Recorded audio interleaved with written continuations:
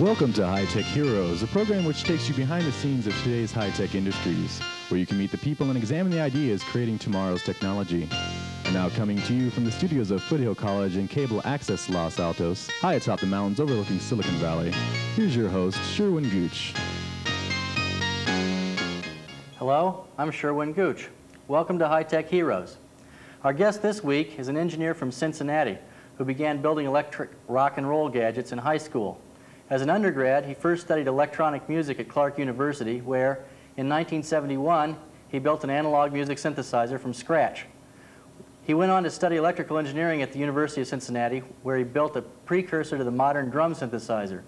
At Stanford University, he studied digital signal processing under Bernie Woodrow, built more musical instruments, and, in 1983, received his doctorate. While studying at Stanford, he and a fellow student identified a lack of software tools for implementing DSP algorithms and began creating what has become ComDisco Systems Incorporated. And so it's my pleasure to welcome an accomplished musician, entrepreneur, and DSP specialist, Paul Titchener, to our program. Hello, Paul, and welcome to High Tech Heroes. Thanks, Sherwin. How you doing? Oh, I'm doing okay. So, where'd you start out? Well, really, I guess my career as an engineer started back in high school, and back in 5th and 6th grade, Beatles were big, electric guitars were big, you could buy them in a drugstore, and we had a little band doing, actually at the time, old rock and soul covers, and I really got excited about electric guitars and playing through amplifiers. Mm-hmm. Sounds like fun, and built, I guess, gadgets?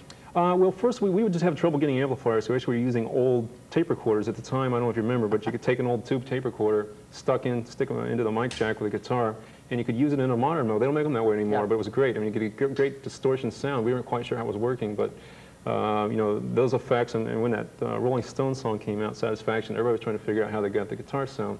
So that led to trying to work on that, and the first device I actually built was a fuzz box, the first scratch-built thing I ever got to work. You know, not including the radio kits and things that your parents would buy for you. Right. So then that's high school, and off to college?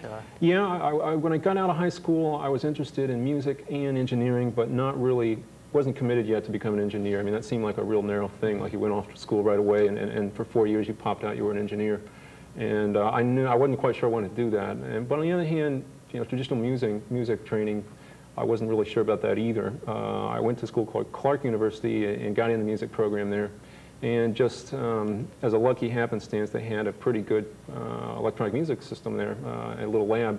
And so I got exposed to synthesizers that way, my first shot. That's Moog, or? That was a real earlier system. You're probably aware of it. It was called a Buchla, and it was one, you know, they used to argue about who built the first one, the Moog or the Buchla. It was real early. B-U-C-H-L-A, right? That's right. Yeah, it was real early. It was a little more, the Buchla stuff was a little more targeted towards abstract sounds, where the Moogs were trying to make a little bit more tonal and keyboard-driven machines. And it was a very nice machine. I got really intrigued by that and started designing my own synthesizer in paper and actually enhancing that one by building some extra modules for it. And came to the conclusion that music training wasn't really what I wanted to do either. So actually, but I had a whiff of being an engineer and decided that was what I wanted to do. I didn't do it right away. I dropped out for a couple of years, and as you remember, those pretty crazy times back in the early 70s, and yeah. I think you know what I'm talking about. Anyway, so you built a synthesizer in those crazy times, huh? Started building one, the one you see here. So this is it right here. That's it. It's an old analog synthesizer. It was my opinion of what was better than the Buchlas and Moogs at the time. So it had some features they didn't have. At the time, those synthesizers, as you remember, were very expensive, and your only choice was to get in a university and get into one of these somewhat elitist programs, and where they let you have access for 90 minutes, or 90 minutes. In fact, I've always felt that, you know, that they train people how to say things in school, but it's often the people on the streets who have something to say. Right. So partly, you know, I wanted to liberate myself from those studios. So I started. At that time, it was the only way to get a synthesizer. Unless you had 20 grand, you had to build one. And I started the project. I don't know, early 70s. Kept working on it, and built a pretty nice synthesizer. By the time I stopped, you could buy a commercial one. The ARP started coming down in price. And it got to the point where it wasn't worth building it anymore. But it was still, it really educated me in electronics design. Same thing happened in digital synthesizers. Exactly. Recently. You had to build your own, and now they're cheap. So then you changed to electrical engineering, I guess. Right. I decided that it was interesting enough, and I had some limitations. I didn't quite understand enough to really do what I wanted to do.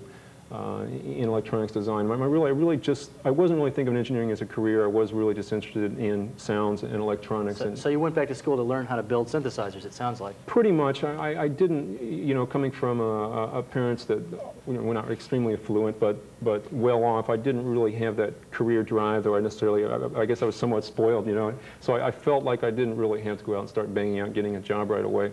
And I guess that was somewhat of a luxury, but I was just looking for something that was going to interest me in the long term. And I did get really bit by a combination of music and electronics. And what was happening at the time is still happening now. It's a very exciting field to work in. So what did you build while you were studying engineering? Well, I sort of got, at Stanford, I got heavy into digital and doing DSP, really. I mean, DSP in general is just, as far as I'm concerned, it's a great discipline for learning how to build synthesizers. I mean, you can really, right now, it's no secret, most of the synthesizers are digital, and I got really intrigued by that. I enhanced this one a little bit by adding a microprocessor. At the time, it was one of the older Southwest Technical Products one. And actually, I think we're going to spin a tape. It has a little bit of both, a little combo of synthesizer didn't turn off too long, so it's not going to play, but there is a combination of some analog sounds and actually some digital sounds that were created by the microprocessor. You want to do that now? Sure, that would be good. Great, well, let's hear it.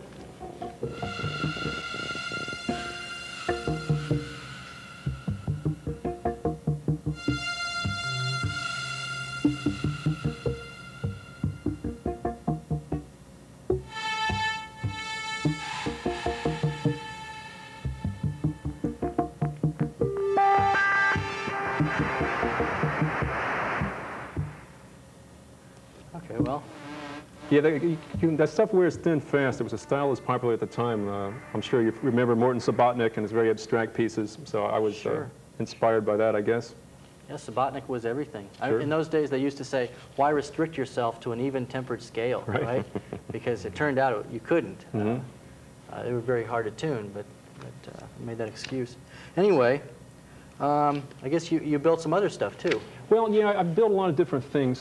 This is a guitar preamp that was actually influenced by the synthesizer. It's got a lot of similar modules, and pretty much this, rather than trying to do something new and fancy and unique like I was doing with that, I was just trying to make a good guitar sound I really liked and spent a lot of time on that.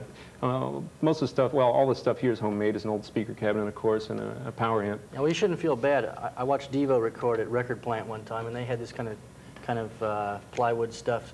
In one of the most expensive studios I've ever seen, all these plywood boxes jammed into the board. So. Well, I like it because there's less chance you can get swiped, make it look pretty. Somebody might take it from your apartment. Right. So, you built a guitar too, right? Yeah, musical instruments. Actually, I really didn't get into building the guitar until Stanford, right? Yeah, Stanford, and maybe it'd be a good time to show it. One of the nice things about going to a nice university like Stanford is you have access to a lot of different technology, and they have a really excellent product design group there. And I got involved with a guy named Dave Beach, who was really in charge of the shop there, and learned how to machine and weld and a little bit of mechanical design, and built this guitar, sort of an experiment. As you know, I think we've talked about this before. There's always huge arguments on whether or not a guitar sounds better because it's made out of diamond or mahogany, whatever. Right. So my theory was to disprove that by making the guitar body as small as possible and very rigid. No resonance at all. No resonance at all, and I didn't really disprove it. I did find out that they were right to a degree, that the body of the guitar does make a difference. This one doesn't sound bad. It doesn't sound like a wood guitar, but there's an effect there, actually. It must have longer sustain. It does have very long sustain. Of course, that, the comparing sustain sort of is kind of a hard thing to do. Right. But it sounds pretty good. I've taken it to different music stores and gotten very different reactions. It sort of depends if the store's in San Francisco or San Jose. Just because it's different styles, and it's really funny to take it and get a really good reaction in one store, terrible reaction in the other store. Well, that's the way it is in music a lot. So I guess you're going to play that for us later. Yeah, we'll play a little later, and we'll actually process it through the software tool that we're actually going to show you. Now, what was it that made you begin to think about creating software tools? Well, as part of the work I was doing at Stanford, I did a dissertation on what was, the title was Adaptive Spectral Analysis. Really, it was just a different way of doing musical synthesis. I was taking musical instrument tones, trying to decompose them in a really efficient way using digital signal processing. And with digital signal processing, this is really just using a computer to read these sounds in, treat them as numbers, much like a CD player does, and manipulate them in a way where you can extract information or change them or model them in some more efficient way. Right. Right. So so you found there weren't enough tools to help do that, I guess. Yeah, it was frustration of using the classical tools to, we were working with actually an older computer, and basically what you had to do was write these long source code programs to do this algorithm you wanted to do. And I met a good friend there named Bill Newman. We came through at the same time, had a lot of similar interest in not just in technical things, but outside and cars and music. And we kicked off real well and started brainstorming. So basically you wanted to do it because I gather these tools didn't exist. The tools, yeah. Now, right. what I think of this tool as, I think of it as a construction set, like a music construction set, only a construction set for DSP. So I'm looking forward to seeing that, and I know you're going to show it to all of us in 1 minute, as soon as we see this message.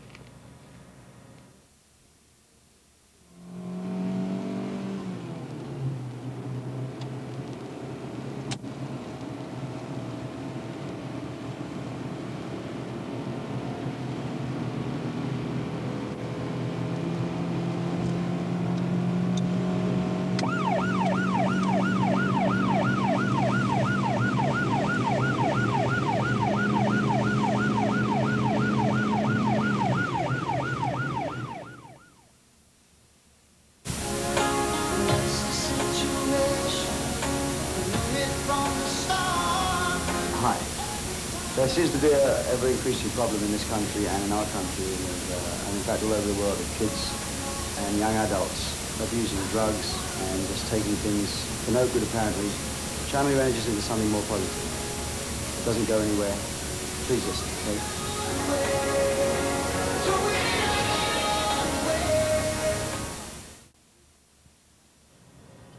Hi, I'm Sherwin Gooch. Welcome back to High Tech Heroes. Paul Titchener is here, and he's been telling me about digital signal processing tools, and now he's going to demonstrate one for us. So, Paul, what is this stuff here? Well, it is a tool set, really, for designing anything that does DSP. And really what that means is, well, obviously, we talked about music synthesizers. It's a good tool for designing those, but anything that takes something in, like a digital television or a communication system, a modem, just a lot of applications, even a suspension system in an automobile these days. Right, now what I see here, it says Apollo on it and stuff, is that?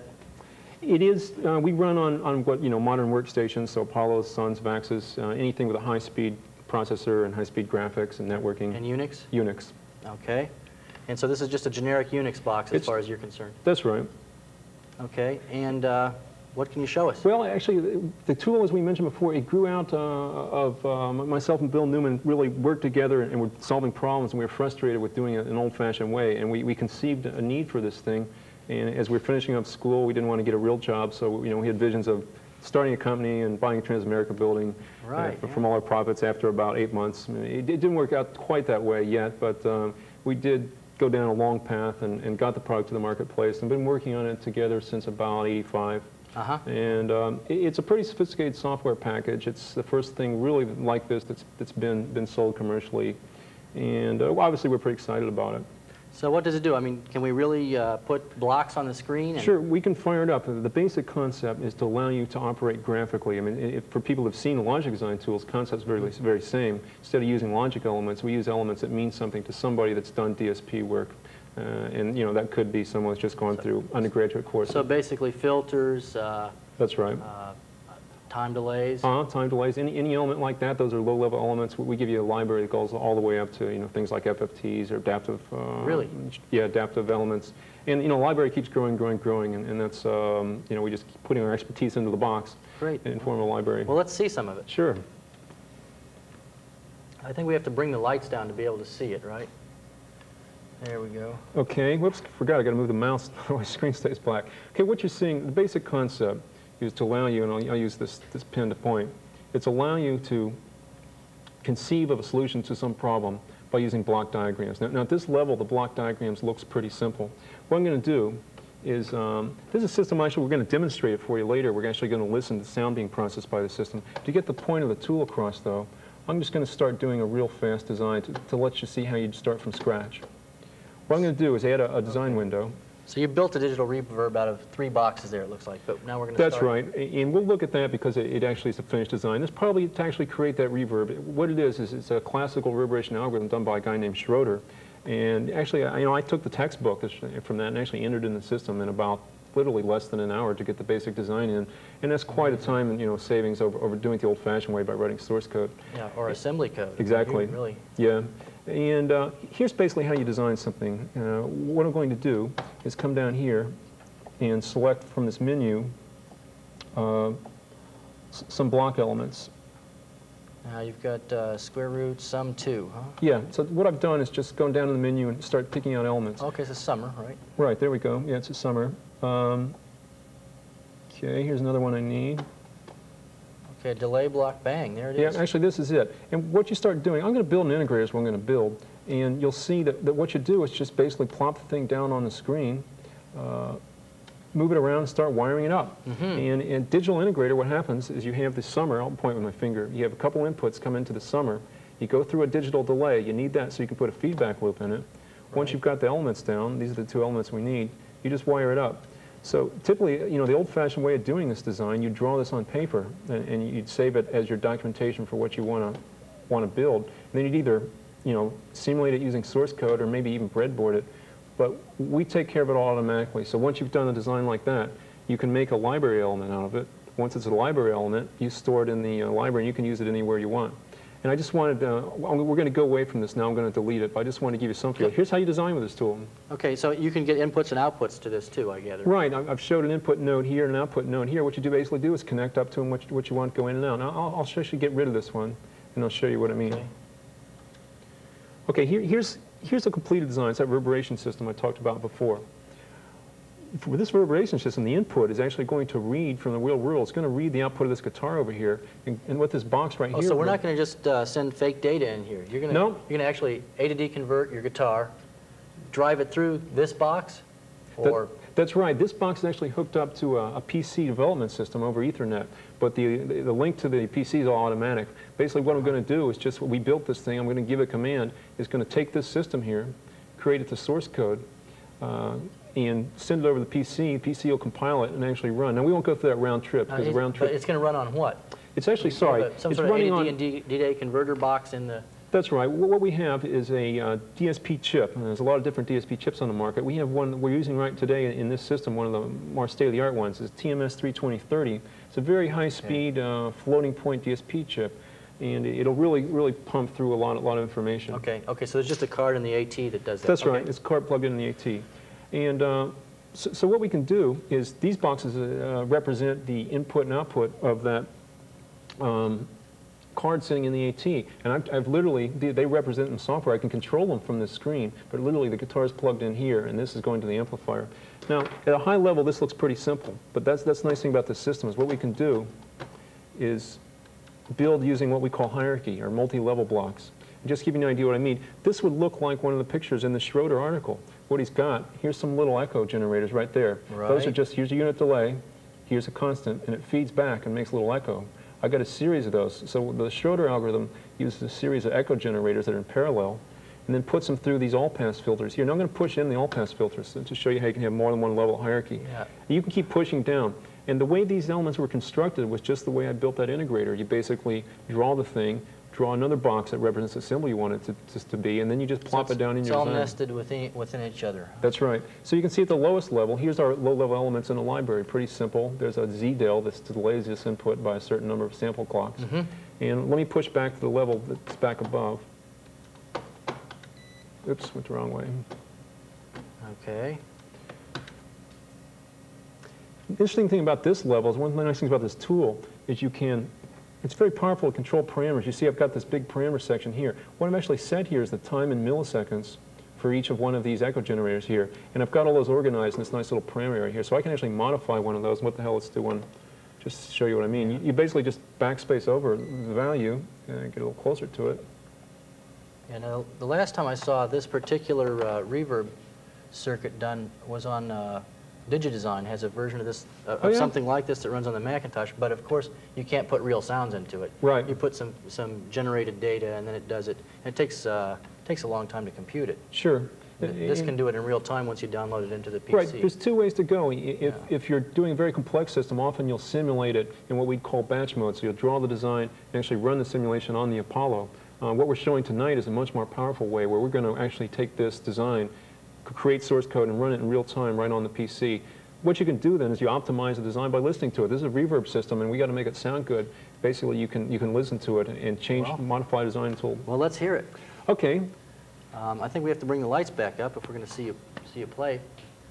But my understanding is that first you're going to play a passage without this DSP processor, and then play one with it. That's right. Well, we'll give you a little guitar just flat, and this with no processing. Guitar's common effect. It's often used on processing electric guitar. I'm going to just play a little Chuck Berry riff, and the riff sounds better with reverb. Here's what it sounds like dry.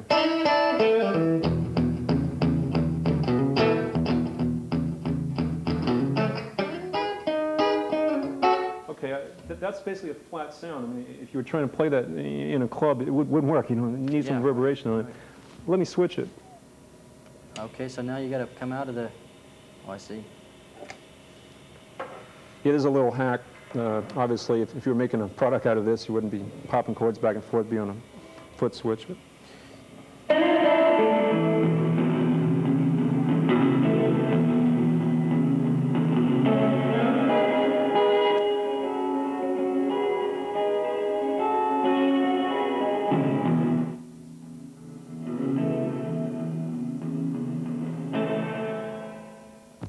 Oh, Memphis is sort of close to Cincinnati, I guess. Yeah, it was very close.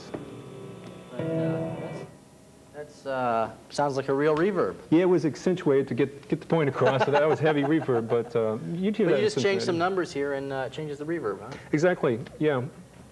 Well, what else can you show us in 2 minutes? This is a piece of the tool, and let me just real fast, I'll flash through the other pieces. This is the most powerful part of it because it lets you design graphically. But if we can bring the lights down, I'll bring up another piece for you. Okay. All right. Another couple powerful pieces are what we call the SDE. What we just saw, the BDE, that stands for Block Diagram Editor. But this tool is really more like it's analogous to your text editor for words. This is really a powerful editor for signals. For example, here's a guitar note right here. I can look at that guitar note and I can take an FFT of it. In fact, now, I mean, these are all sounds, but it doesn't have to be that low frequency kind of stuff, right? That's right. Any DSP you got source it. And because it actually brings up a good point. Any box that works on almost any standard interface, if it can capture a waveform, it might be a radio waveform, we can bring it into our tool and display it here, process it, use it as an input to a simulation. So it's very powerful. And not, we're using a sound example, but you're not restricted to that at all. Okay, let me show you what some analysis of this looks like. For example, something you commonly do to a musical instrument tone is you want to see what the harmonic structure is. So here you can see that in this tool, you can look at a waveform and take the FFT of it. And also, if something else is interesting, you might be worrying about how to do a more efficient encoding of that signal. You might want to look at a histogram. You can see how often different signal values are occurring in that electric guitar waveform. Now, what signal values? You mean these are just binary number weightings? Yeah, that's exactly right. It's showing you how often that signal had a value of 0 and on the other extremes. It's a very powerful tool, and we won't be able to show you much of it at all. Now, let me just do one operation to show you typically what the tool can do. It's a great tool for generating test waveforms. So first thing I'm going to do is generate some noise.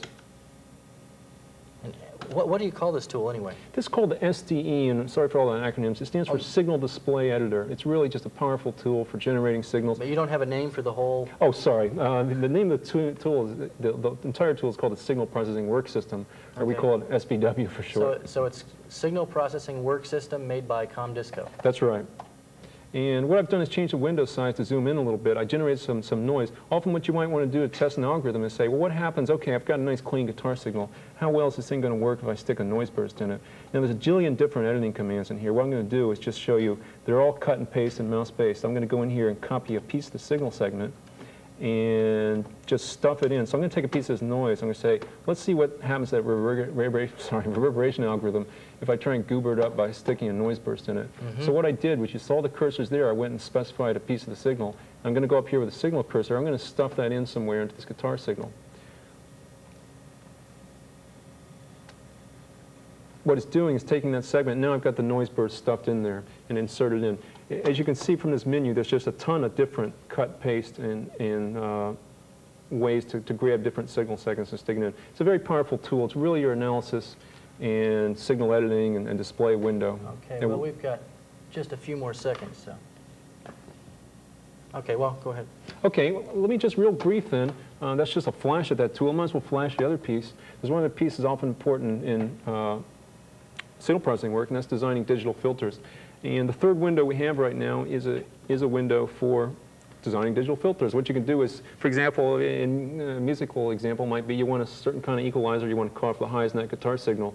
You'd use this tool here to design that filter response, and then you can actually put it back in that block diagram we saw and put it in so it was perhaps in front of the reverberation system.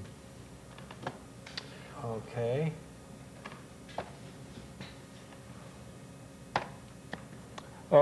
There's one other thing our tool does, which is powerful, and as long as we got the screen up, I might as well give you a quick shot at it.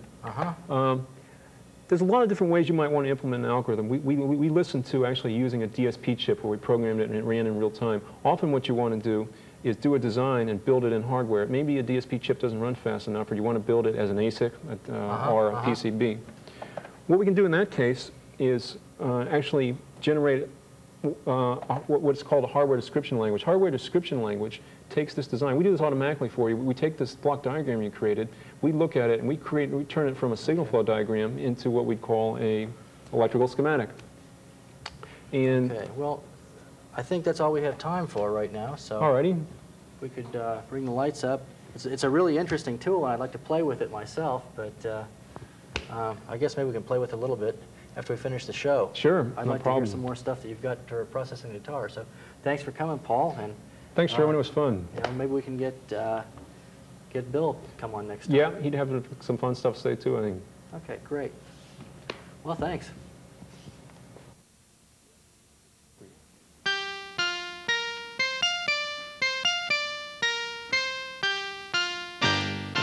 Thank you for joining us this week on High Tech Heroes. Be sure to tune in again next week, where we'll bring you more entertaining information about the people and ideas behind the scenes in high-tech industry. And now this is your announcer, Tony Brazis, wishing you the best of luck and a pleasant week. Au revoir.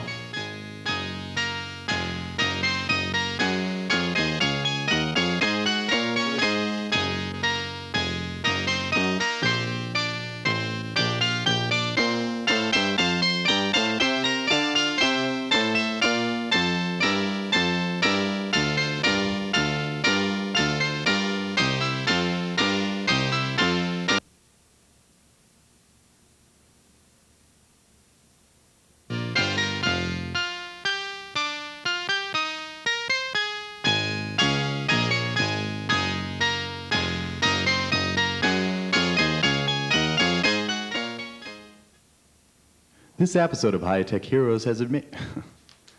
Let's do the whole audio over, okay? This episode of High Tech Heroes has been made possible in part by grants from Kinetic Microscience of San Jose, California, CyberneticArts of Sunnyvale, California, Big D Closeouts of Sunnyvale, California,